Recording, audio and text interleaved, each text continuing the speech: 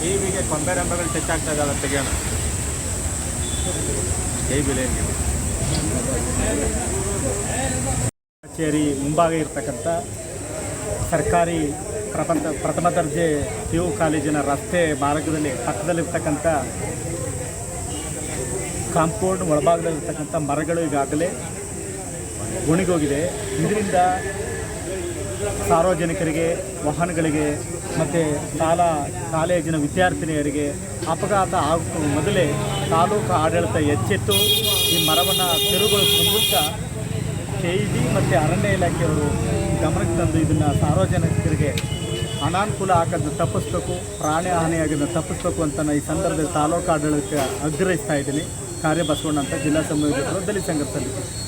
ಅಧಿಕಾರಿಗಳ ಕಚೇರಿ ಮುಂಭಾಗದಲ್ಲಿ ಒಂದು ಕರಿಜಾಲದ ಮರ ಒಣಗಿ ಯಾವ ಪಕ್ಕದಲ್ಲೇ KEB ವೈರಿದೆ ಮತ್ತು ಜನಸಂದಣಿ ಹಗಲು ರಾತ್ರಿ ತಾಲೂಕು ಕಚೇರಿ, ದಂಡಾಧಿಕಾರಿಗಳ ಕಚೇರಿಗೆ ಬರೋರು ಸಾವಿರಾರು ಜನ ರೈತರು ಬರ್ತಾರೆ, ಕಾರ್ಮಿಕರು ಬರ್ತಾರೆ, ಅಧಿಕಾರಿಗಳು ಪ್ರತಿಯೊಬ್ಬರಿಗೂ ಸಹ ಇದು ಎಷ್ಟೊತ್ತಿಗೆ ಏನು ಮಳೆ ಗಾಳಿಗೆ ಬಿದ್ದರೆ ಈಗಾಗಲೇ ಒಣಗಿ ಕರಕಲಾಗಿದೆ.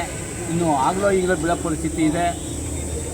ದಯಮಾಡಿ ಪ್ರಾಣಹಾನಿ ಆಗೋದಕ್ಕೂ ಮುಂಚೆನೇ ತಾಲೂಕಿನ ದಂಡಾಧಿಕಾರಿಗಳು ಮತ್ತು KEB ವಿದ್ಯುತ್ ಇಲಾಖೆಯವರು, ಅರಣ್ಯ ಇಲಾಖೆಯವರು ಬೇಗ ಇದನ್ನು ತೆರವುಗೊಳಿಸಿ ಬಲಿಯಾಗತಕ್ಕಂಥ ಪ್ರಾಣಗಳನ್ನ ಉಳಿಸಬೇಕು ಅಂತ ನಾನು ಕರ್ನಾಟಕ ರಾಜ್ಯ ರೈತ ಸಂಘ ಬೊಕ್ಕಲಿನ ಸ್ವಾಮಿ ವಿಶೇಷವಾಗಿ ನಾನು ಅವರಲ್ಲಿ ಮನವಿ ಮಾಡ್ಕೊತಾ ಇದ್ದೀವಿ.